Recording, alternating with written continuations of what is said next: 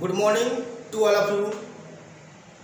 Welcome to my channel best of education. मैं are के Goyal sir और फिर से एक नए वीडियो के साथ मैं हाजिर हूँ। और इसके पहले मैं बहुत सारे वीडियो बना चुका हूँ और जिसे आप देखे भी हैं, लाइक कमेंट भी किए हैं, बहुत सारे प्यार दिए हैं। फिर मैं एक नए वीडियो के साथ यहाँ पर उपस्थित हूँ। कोरोना महामारी को देखते हुए सारा स्कूल, कॉलेज, कोचिंग इंस्टीट्यूट सारा चीज़ बंद हो चुका है। बच्चे की पढ़ाई दिन प्रतिदिन बर्बाद होती जा रही है। ये सारी चीज़ों को देखते हुए मैं अपने चैनल पर आया हूँ और आप सभी को हर एक समय एक नए टॉपिक पर हम लोग बात करेंगे। और जहाँ पर भी आपको दिक्कत होगी आप हमें कमेंट करें और कमेंट कर आप अपनी सवाल, अपने क्वेश्चंस को पूछ सकते हैं और मैं उस क्वेश्चन का जवाब देने की कोशिश करूँगा और मैं जवाब भी दूंगा। ज़्यादा समय न गवाते हुए मैं डायरेक्ट पॉइंट पर आता हूँ। एक वर्ड होता है जिसका नाम है स्टील, STILL। स्टील का हिंदी होता है अभी तक। स्टील का हिंदी क्या होता है? अभी तक। और आज मैं इसके बारे में विस्तार से मैं जानने की कोशिश करूंगा कि स्टील का मतलब होता है अभी तक, लेकिन इसका प्रयोग कैसे किया जाता है। जैसे अगर सेंटेंस अफर्मेटिव हो, यानी नो नॉट नेवर वाला ना हो, अफर्मेटिव में हो तो स्टील का यूज कैसे करेंगे। निगेटिव में हो तो स्टील के यूज कैसे करेंगे और इंट्रोगेटिव में हो तो स्टील के यूज कैसे करेंगे। और इसी के बारे में हम लोग बात करेंगे। सबसे पहले मैं अगर बात करूं अफर्मेटिव का, अफर्मेटिव मैं शॉर्ट फॉर्म में दिया हूं AFF, इसका मतलब होता है अफर्मेटिव। तो अफर्मेटिव के लिए जब मैं स्टील का प्रयोग करूंगा तो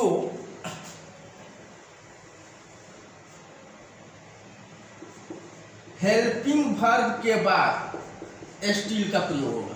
हेल्पिंग वर्ब के बाद अगर मैं बात करूं according to ancestors English grammar, यानी पुराने ग्रामर के अनुसार अगर बात करूं तो हेल्पिंग वर्ब जो होता है there are 24 helping verb, 24 helping verb होते हैं सिंपल में। हालांकि मैं वर्ब पर अभी चैप्टर कुछ बनाया नहीं हूँ, मैं वर्ब पर भी चैप्टर में बनाऊंगा। वर्ब चैप्टर पर मैं अपना वीडियो बनाऊंगा। मैं आप लोग को बताऊंगा कि वर्ब वास्तव में वर्ब किसको कहते हैं और हेल्पिंग वर्ब कितने होते हैं। लेकिन यहाँ पर अगर मैं बात करूँ तो हेल्पिंग वर्ब 24 होते हैं, 24 होते हैं। कौन कौन से? Is, am, are, was, were, has, have, had, do, does, did, can, could, may, might, ought, to, यू, to, need, dare, must, etc। इस तरह से 24 हेल्पिंग वर्ब होते हैं। और इसी 24 हेल्पिंग वर्ब में से कुछ वर्ब छट जाते हैं जिसको हम लोग मॉडल्स वर्ब कहते हैं। लेकिन उसके बारे में मैं बाद में बात करूंगा कि वर्ब क्या होता है, वर्ब का यूज कैसे होता है, कौन सा वर्ब हेल्पिंग वर्ब होगा, कौन सा वर्ब मॉडल्स वर्ब होगा, कौन सा वर्ब मेन वर्ब होगा, क्या कोई हेल्पिंग वर्ब मेन वर्ब हो सकता है, क्या कोई मेन वर्ब हेल्पिंग वर्ब हो सकता है। इस तरह की सवाल जवाब हम लोग करेंगे जब मैं वर्ब चैप्टर पढ़ाऊंगा तब। लेकिन आज मेरा मेन पॉइंट है स्टील। स्टील का यूज कैसे करें, how to use of still, still का यूज कैसे करें। तो स्टील का यूज हिंदी होता है अभी तक। और अफर्मेटिव सेंटेंस में अगर कोई सेंटेंस अफर्मेटिव में हो, अफर्मेटिव का मतलब होता है जैसे मैं कहूँ मैं पटना जा रहा हूँ, मैं सो रहा हूँ, मैं वीडियो बना रहा हूँ, आप मेरा वीडियो को देख रहे हो, तो ये सारे के सारे सेंटेंस अफर्मेटिव सेंटेंस होते हैं। और अगर उसी को हम निगेटिव की बात करें, जैसे मैं कहा कि मैं पटना नहीं जा रहा हूँ, तुम नहीं सो रहे हो, तुम मेरा वीडियो नहीं देख रहे हो, तो इस तरह की जब मैं सेंटेंस कहूँगा तो वो होगा निगेटिव। लेकिन अफर्मेटिव की बात करें तो स्टील का प्रयोग चाहे किसी भी तरह की अफर्मेटिव सेंटेंस हो, चाहे कोई भी टेंस का हो, चाहे प्रेजेंट, पास्ट, फ्यूचर, कोई भी टेंस का हो, स्टील का प्रयोग हमेशा हेल्पिंग वर्ब के बाद होता है। किसके बाद होता है दोस्त? हेल्पिंग वर्ब के बाद। जैसे मैं एक सेंटेंस दे रहा हूँ कि वह अभी तक सो रहा है, वह अभी तक सो रहा है। अब देखिए इसको बनाऊंगा, वो अभी तक सो रहा है। ये सेंटेंस जो है प्रेजेंट टेंस है, और प्रेजेंट का कौन सा है, तो प्रेजेंट इम्परफेक्ट टेंस है, प्रेजेंट इम्परफेक्ट टेंस। वो अभी तक सो रहा है तो वह का होगा ही, ध्यान दीजिएगा, और ही के साथ होगा इज, ही के साथ इज लगता है। अब देखिए ही इज, अब इज हमारा क्या है, एक हेल्पिंग वर्ब है, और हेल्पिंग वर्ब के बाद क्या लगाया जाता है, स्टिल। अभी तक का हिंदी, अभी तक को इंग्लिश में क्या कहते हैं, स्टिल। और स्टिल का प्रयोग हमेशा हेल्पिंग वर्ब के बाद यूज होता है, हेल्पिंग वर्ब के बाद यूज होता है, और हेल्पिंग वर्ब हमारा क्या है, इज है। तो यहाँ पर मैं लिखूंगा स्टिल, और सोना के लिखेंगे स्लीप, और रहा है, रही है, तो इसमें क्या जोड़ देंगे, I N G, sleeping. He is still sleeping, वो अभी तक सो रहा है। कितने बच्चे होंगे, कितने ऐसे चैनल होंगे जो इस तरह से बताते होंगे कि शी इज स्लीपिंग स्टिल, या इस तरह बताते होंगे कि स्टिल ही इज स्लीपिंग, इस तरह बताते होंगे स्टिल ही इज स्लीपिंग। लेकिन बिलीव मी, ये दोनों का दोनों सेंटेंस गलत है according to English grammar, English grammar के अनुसार ये दोनों गलत है। अगर आप किसी चीज की तैयारी कर रहे हो, एसएससी, बैंक, रेलवे, अगर इस तरह के सेंटेंस को अगर इस तरह से आप बना दोगे, या इस तरह से दे दे वो अभी तक सो रहा है, और 4 option they they, he is still sleeping, he is sleeping still, और स्टिल ही इज स्लीपिंग, इस तरह से 4 ऑप्शन देते हैं, और आपको लगे कि नहीं ये सही है, तो अगर टिक आउट करोगे तो दोस्त गलत हो जाएगा, गलत हो जाएगा, 100% गलत हो जाएगा। इसलिए अफर्मेटिव सेंटेंस में, अफर्मेटिव सेंटेंस में हेल्पिंग वर्ब के बाद हमेशा स्टिल का प्रयोग किया जाता है। क्लियर हुआ? आप लोग इसको देख लिए। निगेटिव सेंटेंस के बारे में बता रहा हूँ कि निगेटिव सेंटेंस अगर होगा तो उस समय स्टिल का प्रयोग कैसे किया जाएगा। जैसे मान लीजिए कि अगर कोई सेंटेंस निगेटिव में हो, निगेटिव में कोई सेंटेंस निगेटिव में हो, सॉरी निगेटिव में हो, तो still plus sentence, still plus sentence, यानी पहले स्टिल के यूज करिए, उसके बाद निगेटिव वाला सेंटेंस। ये निगेटिव के लिए रूल है। जैसे मैं वही सेंटेंस को दोहरा रहा हूं, तुम अभी तक नहीं सो रहे हो, तुम अभी तक नहीं सो रहे हो। अगर इस तरह की सेंटेंस अगर आपके सामने आ जाए कि तुम अभी तक नहीं सो रहे हो, तो ऐसे सेंटेंस को हम लोग इंग्लिश में कैसे ट्रांसलेट करें, how to translate into English, English में कैसे ट्रांसलेट करें। तो तुम अभी तक नहीं सो रहे हो, अब बताइए तुम अभी तक नहीं सो रहे हो, नहीं कर रहे, तो it is a negative sentence, यह एक निगेटिव सेंटेंस है। और निगेटिव सेंटेंसों को हम लोग कैसे करते हैं, तो निगेटिव सेंटेंस के स्ट्रक्चर है कि पहले स्टिल यूज करो, उसके बाद सेंटेंस। तो मैं अकॉर्डिंग टू स्ट्रक्चर पहले मैं क्या लिखूंगा, स्टिल, उसके बाद एक कोमा दे भी सकते हैं, नहीं भी दे सकते हैं, कोई दिक्कत नहीं है। तो स्टिल, और यहाँ पर सेंटेंस लिखेगा तुम नहीं सो रहे हो, तो तुम का होगा यू, स्टिल का मतलब हो गया अभी तक, और तुम नहीं सो रहे हो तो तुम का होगा यू, और यू के साथ लगता है आर, यू आर, और नहीं कर रहे तो लिखेंगे नॉट, यू आर नॉट, और सोना का क्या होगा, स्लीपिंग, स्लीप होता है, लेकिन रहा है, रही है, तो इसमें आईएनजी जोड़ देंगे। Still you are not sleeping, तुम अभी तक नहीं सो रहे हो। उसी तरह से अगर मैं दूसरी सेंटेंस की बात करूं, इसी सेंटेंस को किस तरह से कुछ लोग बनाएंगे, कहेंगे क्या कि you are not sleeping still,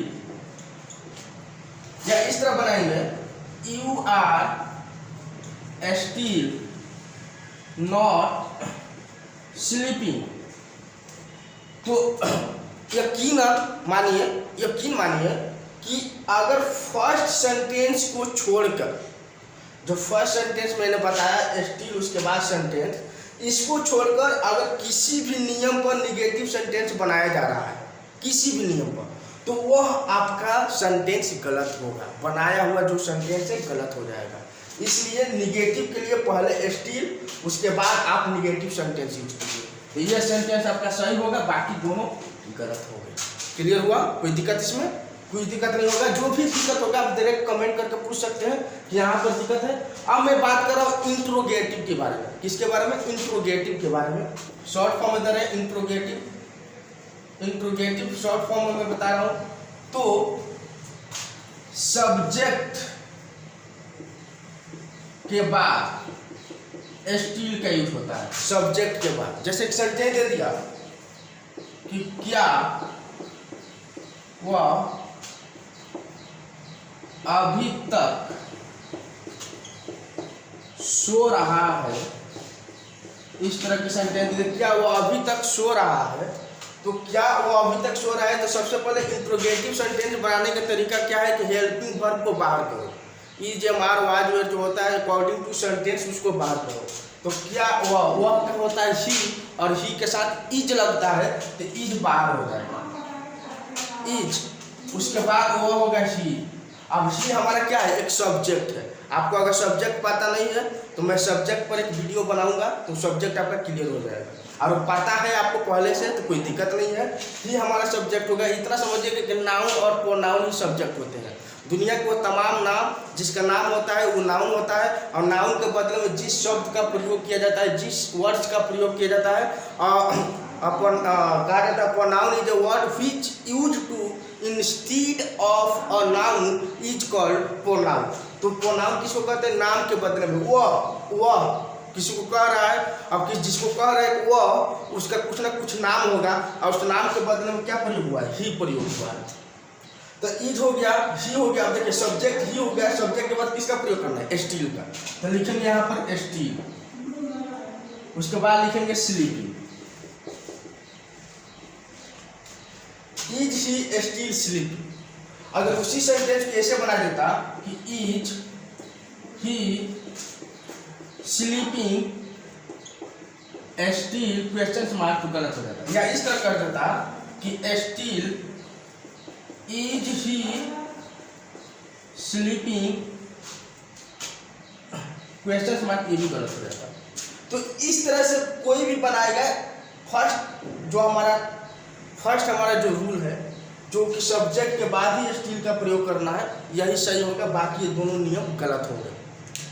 तो ये था आज स्टील। आज का पॉइंट है स्टील के बारे में कि how to use of still, still का यूज कैसे करें, किस तरह से स्टील के बारे में बात करें, स्टील से कैसे सेंटेंस बनाएं, कब सेंटेंस इंट्रोगेटिव रहेगा तो स्टील का प्रयोग कहाँ करें, निगेटिव के लिए कहाँ करें, अफर्मेटिव के लिए कहाँ करें। तो इस तरह के सेंटेंस मैंने आज आप लोग को डिस्क्राइब किया, आप लोग को बताया।